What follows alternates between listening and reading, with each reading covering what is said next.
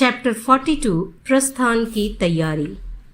जयकीर्ति और उद्यालक पाटलिपुत्र से प्रस्थान कर दूसरे ही दिन चणकपुर पहुंच गए थे। मार्ग में कोई अवरोध नहीं आया। उनकी यात्रा सगम और सुकर हो गई थी। आचार्य विष्णुगुप्त के साथ विचार विमर्श करने के लिए आए हुए विशिष्ट व्यक्ति वहां से विदा हो चुके थे। कुछ एक शिष्य उनके साथ ही थे। उद्यालक ने आचार्य को नमस्कार कर जयकीर्ति का परिचय दिया। आचार्य ने जयकीर्ति को आशीर्वाद दिया और उनके निवास की व्यवस्था की, यानी रहने की व्यवस्था की, एकोमोडेशन।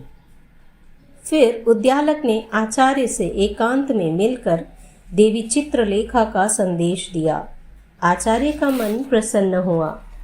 स्नान आदि से निवृत्त होकर जयकीर्ति आचार्य विष्णुगुप्त के पास आया।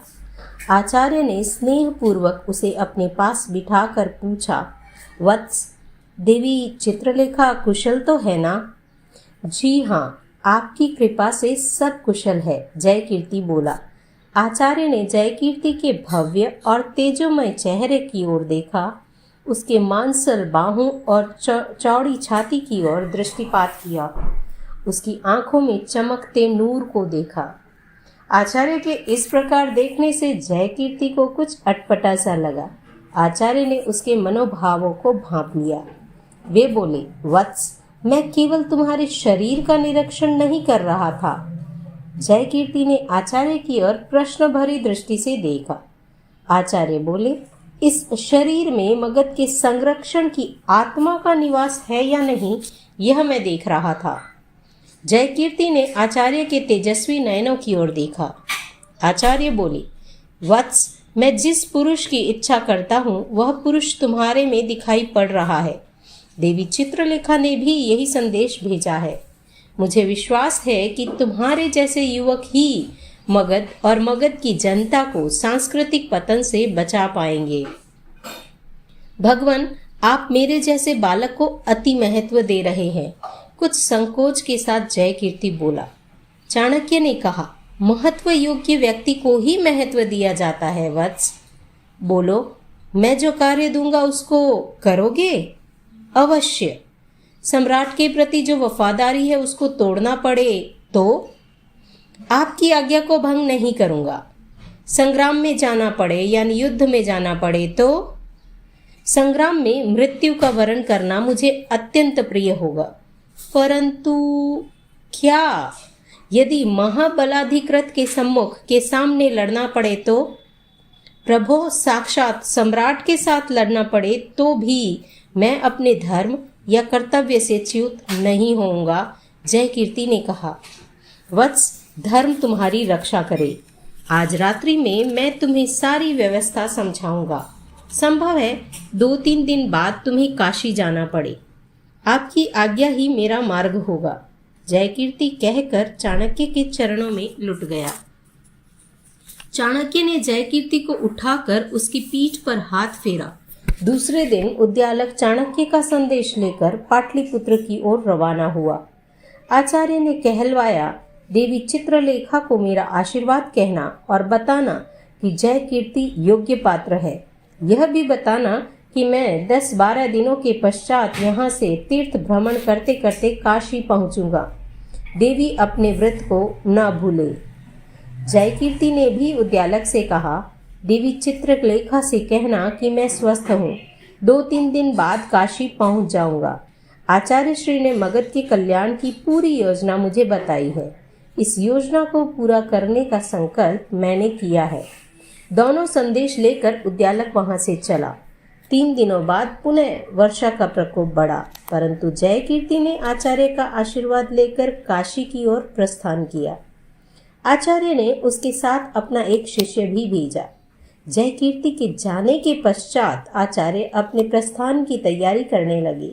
उन्होंने चारों दिशाओं में अपने शिष्यों को भेज दिया। पार्वत्य प्रदेश में भयंकर वर्षा होने के बावजूद सैन्य संग्रह यानी कि सैनिकों का संगठन का कार्य सुचारू रूप से चल रहा था और ये सारे समाचार आचार्य को प्राप्त होते रहते थे। इस प्रकार आचार्य विष्णुगुप्त की योजना धीरे धीरे आकार ले रही थी। आचार्य ने अपने प्रवास की ऐसी सुंदर योजना बनाई थी कि लोहितपुर पहुंचकर सारे मगध में नंद विरोधी हवा फैला दी जाए। साथ ही साथ मगध के लिए मर मिटने वाले व्यक्तियों को एकत्रित करने का प्रयास भी चालू रहे। इस प्रकार अपना कार्यक्रम निश्चित कर आचार्य अपने प्रवास की तैयारी में लग गए। चैप्टर 43 प्रसादी। शांब कापालिक का आश्रम। सघन वन, भयंकर निस्तब्धता और बादलाच्छन्न आकाश। Sky was full of clouds. 3 दिन पूर्व चित्रलेखा का चपला नृत्य देखने के पश्चात मगध सम्राट का रथपति कुमार नंदन ने चित्रलेखा को प्राप्त करने की योजना बनाई और शांब कापालिक की प्रसादी प्राप्त करने का निर्णय लिया। रात अंधेरी थी और कुमार नंदन अपने तेजस्वी अश्व पर आरूढ़ होकर आश्रम की ओर चल पड़ा। कुमार नंदन जब शांब कापालिक के आश्रम द्वार पर पहुंचा तब वहां घोर निस्तब्धता व्याप्त हो चुकी थी। कुछ ही समय पश्चात मंदिर का द्वार खुला और एक युवती उरुणी बाहर आई। दोनों निकट आए। कुमार नंदन ने नमस्कार करते हुए उरुणी से कहा, देवी प्रसन्न है? उरुणी बोली, आयुष्मान का कल्याण हो। आप भवन में बैठे। महात्मा शांब साधना की क्रिया पूर्ण कर अभी निवृत्त हो जाएंगे, तब मैं आपके आगमन की बात उनसे कहूंगी, उरुणी ने कहा। इतना कहकर उरुणी तत्काल भीतर चली गई। कुमार नंदन को खड़े खड़े आधा प्रहर बीत गया। उसका धीरज टूट रहा था। इतने में ही उसने देखा मंदिर का द्वार खुला है और भीतर से कुछ व्यक्ति आ रहे हैं। कुमार नंदन खड़ा ही था। उसने हाथ जोड़ लिए। शांब कापालिक ने निकट आकर कहा, आयुष्मान भव। वह एक आसन पर बैठ गया। शांब कापालिक ने हंसते हंसते कहा, चित्रलेखा मिली या नहीं? प्रभु, आपकी प्रसादी दूसरे के उदर में चली गई। कुमार नंदन ने कहा, यह असावधानी का ही परिणाम है, किंतु मैंने उस दिन तुम्हें कुछ कहा था, उसे याद करो। शांब ने कहा। भगवान, कहकर कुमार नंदन ने एक सुंदर मोतियों की माला कापालिक के चरणों में भेंट की। उरुणी महासुरा का पात्र लेकर आ गई। तीनों ने महासुरा का पान किया। कुमार नंदन बोला, आपकी कृपा के बिना कुछ भी नहीं होगा। शांब कापालिक ने कुमार नंदन के सामने देखकर कहा, मेरा प्रिय शिष्य तुम्हें एक अद्भुत वस्तु दे रहा है। स्त्री के दूध में इस गुटिका को घिसना और फिर उसका तिलक अपने ललाट पर लगाना। उस तिलक पर चित्रलेखा की दृष्टि पड़े, इसका ध्यान रखना। इस तिलक का प्रभाव 16 प्रहर तक रहेगा। इस या अवधि में इस समय के दौरान यदि चित्रलेखा तिलक की ओर न देखे तो तुम्हारा प्रयोजन सिद्ध नहीं होगा। महापाद ने इस सिद्धि में एक विशिष्टता नियोजित की है। निश्चित व्यक्ति के सिवा यह तिलक कार्यकर नहीं होता। कुमार नंदन ने सर नवाया। महापाद ने उस डिबिया में से काले रंग की एक छोटी सी गोली निकाली और कुमार नंदन के हाथों में देते हुए कहा, गुरुदेव की कृपा को सदा याद रखना। नमस्कार कर कुमार नंदन खड़ा हुआ। उरुणी उसको द्वार की ओर ले गई। प्रिय वर्मा का प्रस्थान। 5 दिनों तक वर्षा में यात्रा करते हुए देवी सुषमा का वेणुवादक तथा एक सैनिक आज संध्या के समय पाटलिपुत्र पहुंचे। दोनों सबसे पहले महाबलाधिकृत के निवास स्थान पर गए। महाबलाधिकृत के निवास रक्षकों ने उनका परिचय लेकर महाबलाधिकृत को सूचना दी। महाबलाधिकृत सौरदेव अपने एकाकी पुत्र जयकीर्ति के अकस्मात अदृश्य हो जाने के कारण अत्यंत चिंतित थे। पत्नी ने बताया था कि जयकीर्ति अपने किसी मित्र के वहां वर्षा का आनंद मनाने गया है, परंतु महाबलाधिकृत की चिंता इससे हल्की नहीं हुई। 5 दिनों से खोजबीन के बाद भी कोई अता पता न मिलने के कारण चिंता गहरी होती जा रही थी। चाणक्य के यंत्र से वे अनजान थे। जयकीर्ति उनके यंत्र में सम्मिलित होगा, ऐसी कल्पना करना भी दुरह था। वे अपने खंड में बैठे बैठे जयकीर्ति की खोज के विषय में सोच रहे थे। इतने में ही एक परिचारक ने आकर कहा, पार्वत्य प्रदेश से देवी सुषमा के दूत महत्वपूर्ण समाचार लेकर आए हैं। पार्वत्य प्रदेश? देवी सुषमा? एकाएक इन नामों को सुनकर महाबलाधिकृत की चिंता की श्रृंखला टूटी। उन्होंने तत्काल कहा, उनको यहाँ भेजो। कुछ ही क्षण के पश्चात देवानंद और एक सैनिक महाबलाधिकृत के सामने उपस्थित हो गए। दोनों ने महाबलाधिकृत का अभिवादन किया। महाबलाधिकृत ने दोनों को आसन पर बैठने का संकेत देकर पूछा, देवी सुषमा कुशल तो है ना? जी, देवानंद ने कहा। आर्य कार्तिक महाबलाधिकृत वाक्य पूरा करे उससे पूर्व ही देवानंद बोल उठा, वे इस संसार से चल बसे हैं। महाबलाधिकृत यह सुनकर अवाक रह गए। देवानंद ने आर्य कार्तिक की सर्पदंश से कैसे मृत्यु हुई वह सारी बात बताई और यह भी कहा कि सारी मंडली हिरण्यग्राम में सम्राट की आज्ञा की प्रतीक्षा में बैठी है। प्रामाणिकता के लिए उसने कार्तिक की मुद्रा यानी अंगूठी सामने रखी। यह समाचार सुनकर महाबलाधिकृत गहरे विचारों में डूब गए। कुछ क्षण मौन रहकर उन्होंने पूछा, तुम इस मंडली में क्या करते हो? मैं देवी सुषमा के वाद्यकारों में से एक हूँ। नाम? देवानंद। प्रवास से सीधे यहीं आ रहे हो ऐसा लगता है। जी हाँ। भोजन आदि से निवृत्त होकर महाबलाधिकृत देवानंद को साथ ले राजभवन की ओर गए। राजभवन के प्रांगण में महाप्रतिहार विमल सेन खड़ा था। उसने महाबलाधिकृत का स्वागत किया। महाबलाधिकृत ने पूछा, परम कृपालु मगधेश्वर कुशल है ना? हाँ महाराज, वे अभी अंतःपुर में हैं। आप उन्हें यह समाचार भेजे कि मैं एक महत्वपूर्ण विषय पर चर्चा करने आया हूँ, महाबलाधिकृत ने कहा। विमल सेन दोनों को एक खंड में बिठाकर स्वयं मगधेश्वर के पास गया।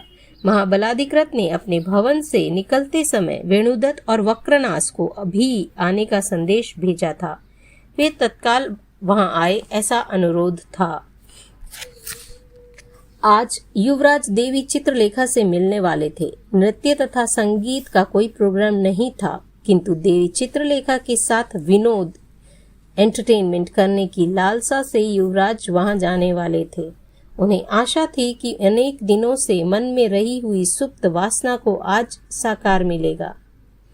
किंतु महाबलाधिकृत ने जब उन्हें बुलावा भेजा तब युवराज ने कहा, ओ महाबलाधिकृत स्वयं वहां आए हैं, तब तो जाना ही होगा। यह कालदूत एकाध घड़ी देरी से आता तो।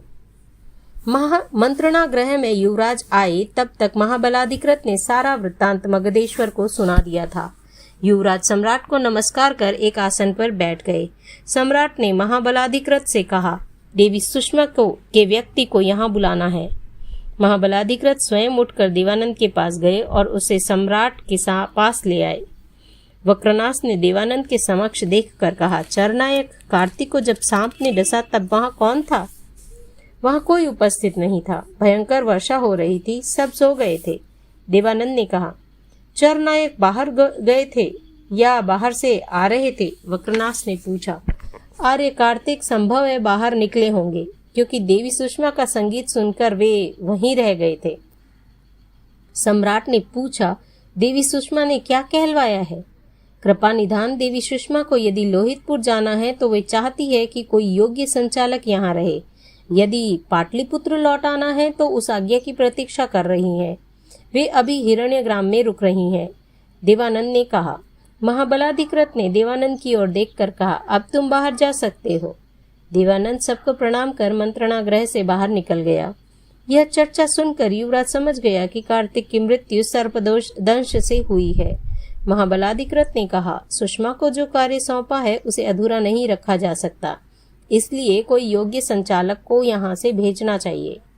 वेणुदत्त और अन्य मंत्रियों ने भी इसका समर्थन किया। चरनायक के स्थान पर किसे भेजा जाए, इस विषय पर विचार विमर्श चला।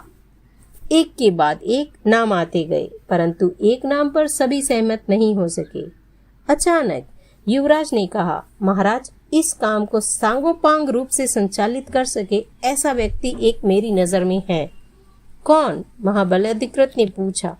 युवराज ने कहा, तालखंड ग्राम में रहने वाले अपने दंडनायक का पुत्र प्रियवर्मा। सभी इस नाम पर सहमत हो गए। प्रियवर्मा को लेकर युवराज और महाबलाधिकृत सम्राट के समक्ष आए। प्रियवर्मा को सारी जानकारी महाबलाधिकृत ने दे दी थी और लोहितपुर में योजना को कैसे क्रियान्वित करना है, देवी सुषमा को कैसे नियोजित करना है और मगध के शत्रुओं का कैसे नाश करना है, यह सारी बात सौरदेव ने उसे समझा दी थी। सम्राट ने प्रियवर्मा के कंधे पर हाथ रखकर पूछा, क्या तुम यह कार्य कर सकोगे? अवश्य ही। योजना की गुप्तता, प्राण रहेंगे तब तक उसकी रक्षा। तुम्हारे पिता से आज्ञा लेनी होगी, आपकी आज्ञा ही सर्वोपरि है। सम्राट ने कहा, तुम्हारे ऊपर मेरा विश्वास है, इसलिए यह गुप्त कार्य मैं तुम्हें सौंप रहा हूँ। सुषमा की काया में क्या है, यह तुम्हारे अतिरिक्त मंडली में कोई सदस्य नहीं जान पाए। रहस्य सदा रहस्य ही रहेगा, प्रियवर्मा ने कहा। और दूसरे दिन प्रियवर्मा देवानंद और दूसरे अन्यान्य रक्षकों के साथ पार्वत्य प्रदेश की ओर रवाना हो गया।